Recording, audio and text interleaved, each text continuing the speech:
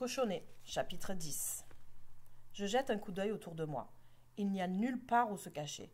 Pas de gros sofa, pas de gros rideaux, pas d'armoire, je ne sais pas quoi faire. Mon cerveau se fige, je suis pétrifié. Cependant, mon corps fonctionne toujours. Il aperçoit le foyer. Avant que j'aie pu y réfléchir, je me glisse à l'intérieur.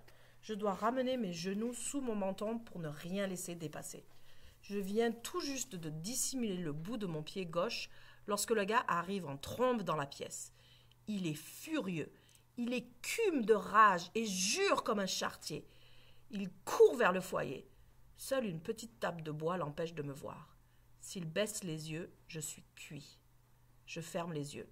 Si je dois mourir, je ne veux pas que ce soit en regardant sa tête hideuse. Je me prépare mentalement.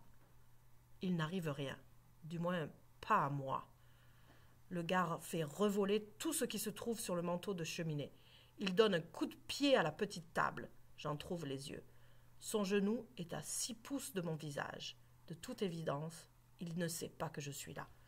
Une fine poussière de suie se met à tomber sur moi. J'en ai dans les yeux, le nez, la chemise. En temps normal, j'éternuerais à répétition. Mais pas cette fois-ci. Pas même un picotement. Je suppose que la terreur est encore plus efficace que les pilules pour les allergies. À vrai dire, j'aimerais mieux les pilules si j'avais le choix. Je regarde ses grosses bottes marteler le plancher.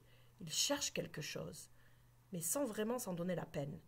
Ça se voit qu'il n'est pas patient. Il abandonne rapidement.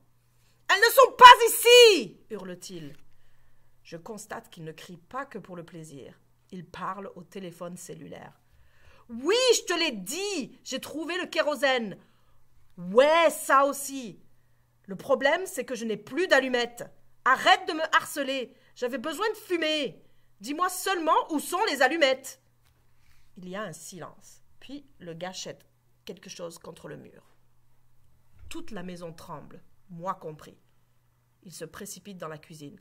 « T'aurais pas pu le dire avant !» Bien que mon cœur batte la chamade, j'entends chacun de ces mots.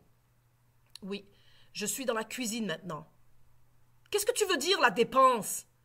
Comment est-ce que je suis supposée savoir ce qu'est une dépense? Dis-moi seulement où elles sont. C'est toi qui as travaillé ici, pas moi.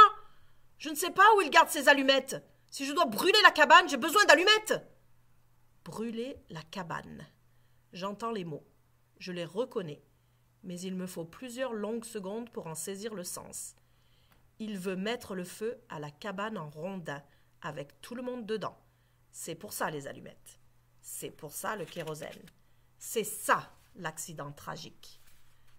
J'entends le grincement d'une chaise sur le plancher. Un bruit de vaisselle cassée. Des pas précipités, des objets qu'on lance. Ils sèment la pagaille. Et puis, plus rien.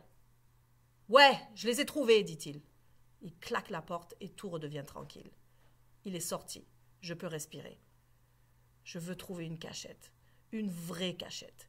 Et y rester jusqu'à ce que le gars soit parti pour de bon. Il ne se rendra pas compte qu'il manque un élève.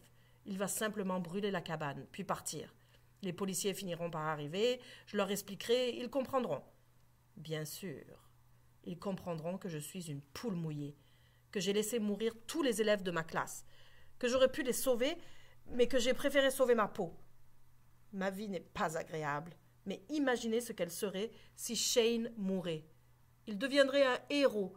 Ceux qui meurent deviennent toujours des héros. Personne ne se rappellerait que c'était un pauvre type qui tyrannisait les autres, qui m'a tourmenté chaque jour de ma vie. Tout ça serait oublié. Shane serait le héros mort. Moi, je serais le froussard vivant. Ma honte serait éternelle. Il faut que j'essaye de faire quelque chose. Personne ne pourra me blâmer si je fais au moins un effort. Je m'extripe du foyer et me dirige vers la fenêtre. J'espère que le gars ne pourra pas m'apercevoir à travers les rideaux de dentelle. Je le perds de vue de temps à autre à cause du bus. Mais j'aperçois un bidon près de la cabane. Je suppose que c'est le kérosène. Ma grand-mère en garde au chalet au cas de panne de courant. C'est comme de l'essence à briquet. S'il en répand autour de la cabane, celle-ci s'enflammera comme un sac en papier. Personne ne survivra. Je me remets à trembler. Je vois le gars qui traîne le chauffeur d'autobus vers la cabane. 1 minute plus tard, c'est au tour de Madame Crisser. Elle se débat, mais le gars fait comme si de rien n'était. Il faut que je fasse quelque chose. Je cours à la cuisine. Il me faut une arme, un marteau, une poêle à frire, quelque chose.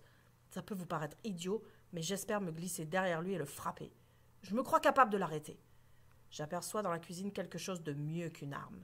Son téléphone cellulaire.